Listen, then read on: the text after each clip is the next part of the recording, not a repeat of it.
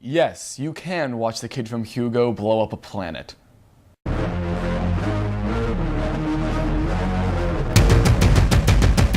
Alright, so Ender's Game is directed by Gavin Hood. It stars Ozzy Butterfield, Harrison Ford, Hailee Steinfeld, Viola Davis, Abigail Breslin. And it tells a story of Ender, played by Ozzy Butterfield, a child who was essentially drafted into the military to become one of their top leaders.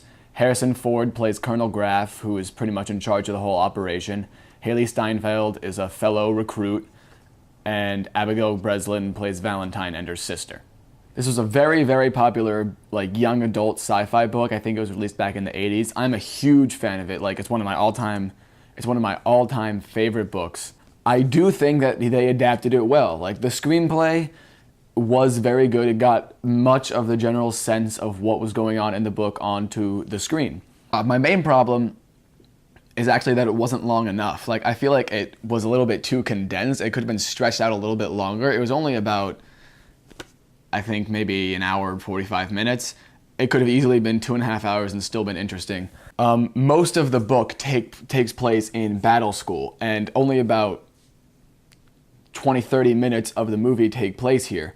And that was the biggest problem, because in battle school is where you find out the most about Ender. You find out what makes him special, why his tactics are better than everyone else's, why he is such a smart kid. In the movie, you just kind of had people, especially Harrison Ford and Viola Davis, just telling you over and over again that he is smart, he is special. You don't really know why. Gavin Hood was the director, and his style was alright. It wasn't overpowering, but there wasn't really anything special about it. I think pretty much anyone could have directed it like he did.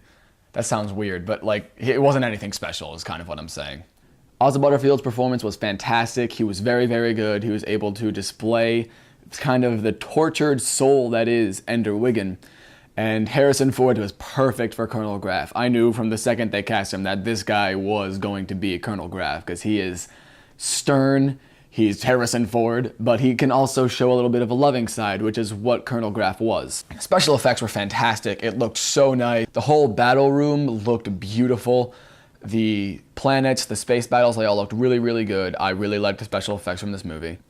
One of my main concerns going to this movie was how they were going to deal with the ending, because I'm not going to spoil it, but the ending is kind of what made the book so great for me. It kind of twists around what you've been seeing this whole time, and I thought they dealt with the ending in a very good way. I'm not going to say anything else because I can't really say anything without spoiling it. I do like how they transferred a lot of Valentine Wiggin was more important in the book, but they kind of transferred a lot of Valentine's character into Petra, played by Hailee Steinfeld, and I liked that. Hailee Steinfeld was very, very good. I liked her.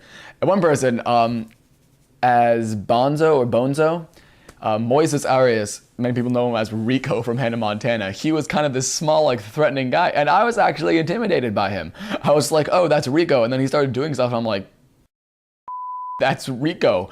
I thought it was solid throughout, good sci-fi, good for all ages. It had a very good tone, but it definitely could have been longer. The acting was good, the special effects were good, but it was just, I really think if they made it longer, it could have been great. But the way it was just really good. I'm going to give Ender's Game a B+. Let's see what's next. Star Trek Into Darkness. See you next time.